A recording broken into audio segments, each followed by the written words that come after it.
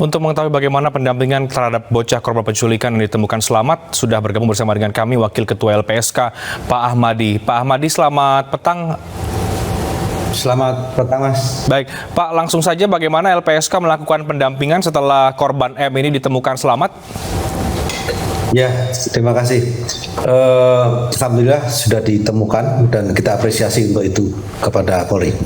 Dan LPSK juga terus langsung melakukan langkah-langkah menemui keluarga korban dan atau korban, ya, dan koordinasi dengan tim medis yang telah melakukan langkah-langkah medis ataupun langkah-langkah psikologis yang sudah dilakukan untuk itu.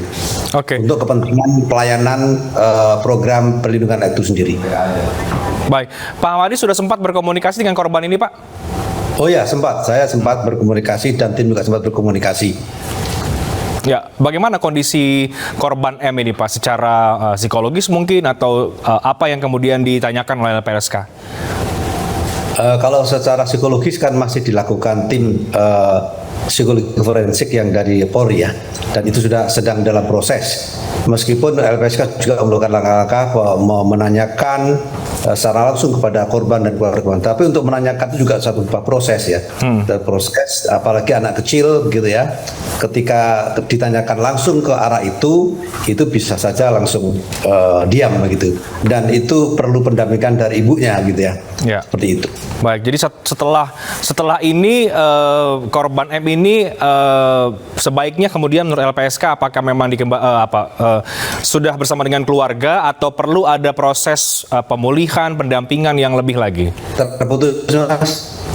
Baik, Pak Ahmadi, setelah ini korban M apakah langsung diberikan kepada keluarga atau perlu ada pendampingan khusus lagi dari LPSK misalnya? Perlu ada pendampingannya. Dia adalah korban anak dan nanti juga akan menghadapi termasuk saksi pelapor, ibunya segala macam, itu perlu perlindungan dari LPSK. Oke, baik Pak Ahmadi, dalam kasus bocah penculikan ini, korban penculikan ini, apa yang membuat LPSK merasa perlu turun? Apakah memang ada instruksi atau memang inisiatif sendiri dari lembaga LPSK?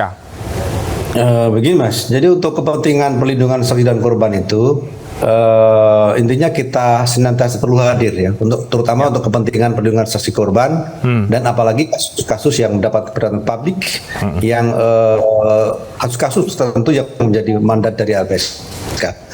Tidak harus ada permohonan, tapi memang diatur dalam undang-undang bahwa dalam hal tertentu LPSK itu bisa saja atau dapat memberikan perlindungan tanpa diajukan. Nanti secara teknisnya didatengin keluarganya atau korbannya menyampaikan untuk kepentingan perlindungan.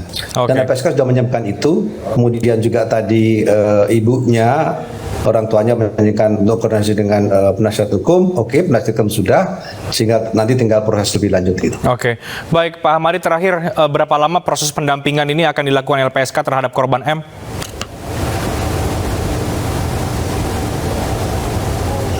Halo Pak Ahmadi. Baik, tampaknya ada gangguan komunikasi dengan Pak Ahmadi, Wakil Ketua LPSK. Tentu kita berharap proses pendampingan terhadap korban M bisa berjalan dengan baik.